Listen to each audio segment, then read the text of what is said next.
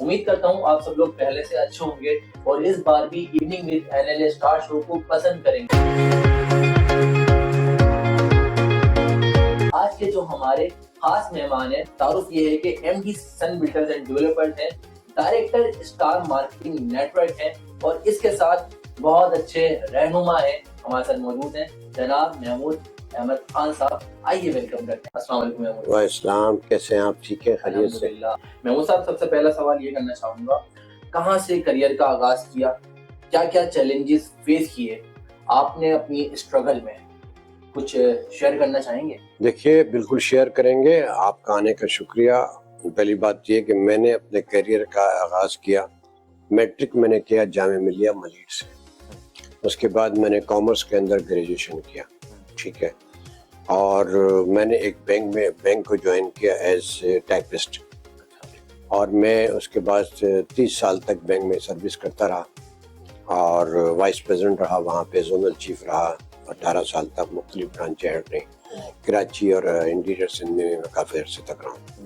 اس کے بعد 2001 میں امریکہ چلا گیا، وہاں میں نے کہا جو ہے نا ایک مارکیٹنگ اور فائننس کے اندر MBA کیا 3 سال کی۔ پھر میں واپس آیا تو میرے دوست ہیں واسق نعیم صاحب، چیئرمین اسٹار مارکیٹنگ کی، میں نے اسٹار مارکیٹنگ جو ہے نا 2004 میں جوائن، 2004 سے اور آج 2023 ہو گیا میں اس کمپنی کے اندر سرو کر رہا ہوں۔ کیا بات ہے۔ اور مجھے سب سے بڑی چیز جو میرے لیے قابل فخر ہے کہ میرے ساتھ میرے ماں باپ کی دعائیں بہت ہیں۔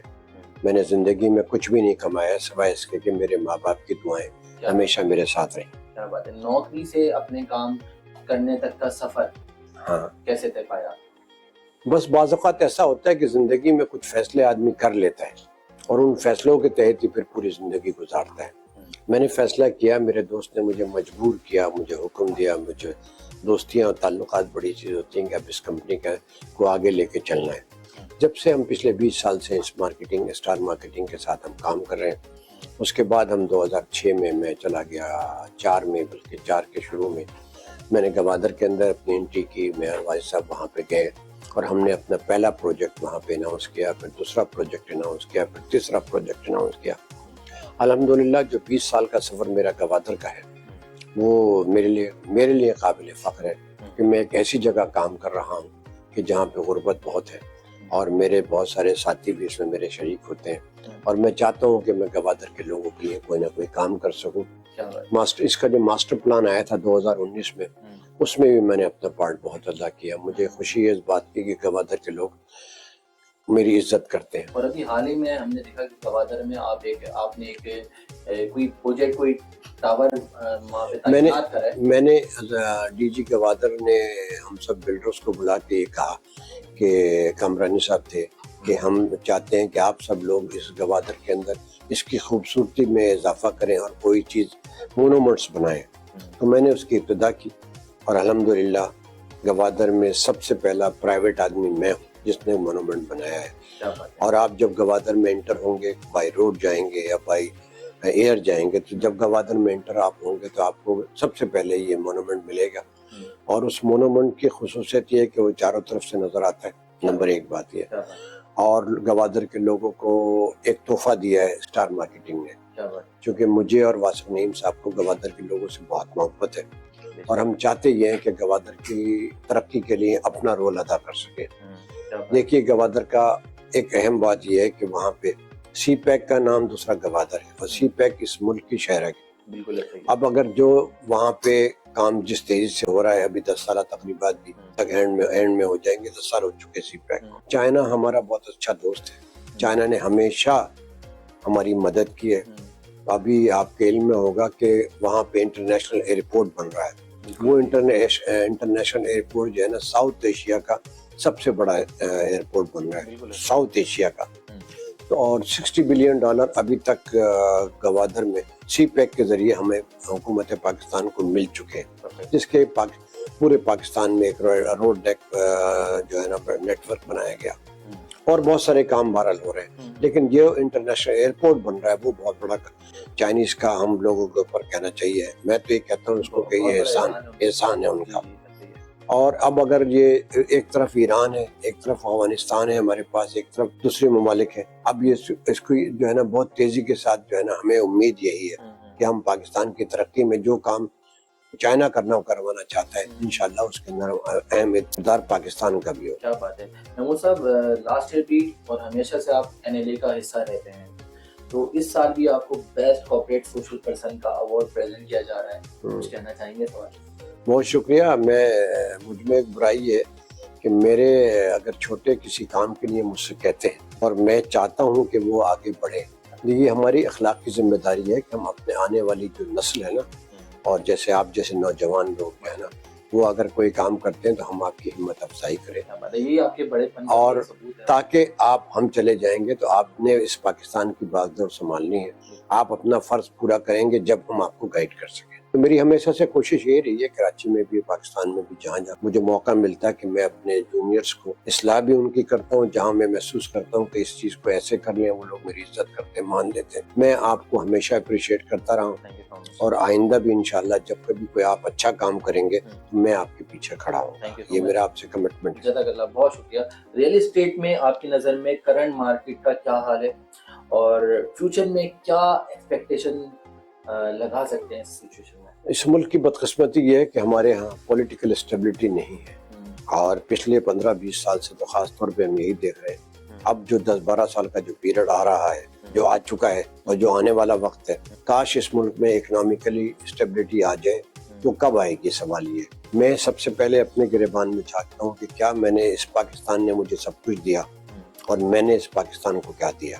کاروباری حضرات ہوں، بلڈر حضرات ہوں، اور معاشی طور پہ جو لوگ بھی ہیں ان کو اپنی اپنی ذمہ داریاں پوری کرنی چاہیے، صرف شفٹ نہیں کرنا چاہیے کہ اس گورنمنٹ نے یہ نہیں کیا اور اس گورنمنٹ نے یہ نہیں کیا اور اس گورنمنٹ نے یہ نہیں کیا۔ آپ مجھے دنیا میں کوئی ایسا ملک دکھا دیں جہاں 25 کروڑ کی آبادی ہو اور وہاں پہ 1 کروڑ لوگ بھی تقریباً انکم ٹیکس دیتے ہیں، صرف باقی لوگ نہیں دیتے۔ یہ بد نصیبی ہے ہماری، اور ہمیں اس کو تسلیم کر لینا چاہیے۔ ایک زمانے میں آواز آئی تھی کہ جن لوگوں کے NIC ہیں وہ ان سب کو نیٹ ورک میں لے لیا جائے، لیکن وہ پولیٹیکل لوگوں کی ہوتی ہے چیزیں جو نہیں آتی ہیں۔ اب آپ دیکھیے اس نگراں گورنمنٹ نے کچھ چیزیں ایسی کرنا شروع کی ہیں جس کو اگر ہم اپریشیٹ نہ کریں تو یہ ہماری بد نصیبی ہوگی۔ مثلا انہوں نے کہا کہ بھئی بجلی کے بل بڑھ رہے ہیں، اہل پاکستان نے دیکھا، لیکن کیوں بڑھ رہے ہیں یہ ہمیں محسوس ہوا کہ کتنے لوگ جو ہے نا بجلی کا بل نہیں دیتے۔ کنڈا سسٹم پورے پاکستان میں لگایا ہوا ہے۔ جب انہوں نے ہاتھ ڈالا، سلام کرتا ہوں میں اپنی اسٹیبلشمنٹ اور آرمی کو، انہوں نے ساتھ دیا۔ اور اب آپ دیکھیے جب آپ کے جو وہ لوگ، جو میں اپنے گھر کا بجلی کا بل دیتا ہوں اور آپ بجلی کا بل نہیں دیتے، کیوں نہیں دیتے، یہ ایک علیحدہ سوال ہے۔ لیکن اب اس طرف قدم اٹھایا گیا، اور آپ کو پورے پاکستان میں ہم نے دیکھا کہ ایسے ایسے لوگ پکڑے گئے، ایسے ایسے لوگ پکڑے گئے جن کا ہم تصور بھی نہیں کر سکتے کہ بھئی 2-2 کروڑ روپے کی گاڑیاں ان کے گھر پہ کھڑی ہوئی ہیں اور ڈائریکٹ ان کے پاس لائٹ آ رہی ہے، ڈائریکٹ ان کے پاس۔ تو یہ بدقسمتی ہوتی ہے، اور بھی بہت ساری چیزیں ہیں اس کی، ہمیں کچھ نہ کچھ اس نگراں گورنمنٹ کو خاص طور پہ کچھ اقدامات اور ایسے کرنے پڑیں گے کہ جس سے کڑوا گھونٹ پی لیں تو آج اچھا ہے۔ ان پاپولر فیصلے یہ نگراں گورنمنٹ کر سکتی ہے۔ جب کبھی پولیٹیکل گورنمنٹ جب آئے گی، اب تو خیر 10 فروری کا اعلان ہو گیا، اللہ کرے اس ملک میں 10 فروری کو الیکشن ہو جائے، تو ان پاپولر فیصلے کرنے پڑیں گے۔ اب آپ دیکھیے اسٹیل مل ہمارا 10-15 سال سے کس حالت میں ہے۔ اب ہم PIA کی طرف جا رہے ہیں، اس کی نشر جو ہے نا پرائیویٹائزیشن کی طرف جا رہے ہیں، اس پہ بھی ہمارے بہت سارے سوال جواب بن رہے ہو رہے، لیکن ہم کچھ ان پاپولر فیصلے ایک نگراں گورنمنٹ کر لے، یہی کر بھی سکتے ہیں، چونکہ ان کا کوئی پولیٹیکل تو ان کا کسی کے ساتھ کوئی پولیٹیکل نظر نہیں آتا کہ ہاں یعنی، تو یہ فیصلے ان کو کر لینے چاہیے۔ ملک کی معیشت کو اکنامک طور پہ بڑھانے کے لیے ضروری ہے کہ ہم کچھ فیصلوں پہ جو ہے نا قدغن لگائیں کہ ہاں یہ فیصلے ہمیں ہونے چاہیے۔ آپ دیکھیے ہمارے یہاں بدقسمتی کے ڈالر کا ریٹ کہاں سے کہاں چلا جا رہا ہے، 285 روپے اب جا کے ہوا ہے 200، ابھی تو 350 350 ہو گیا تھا۔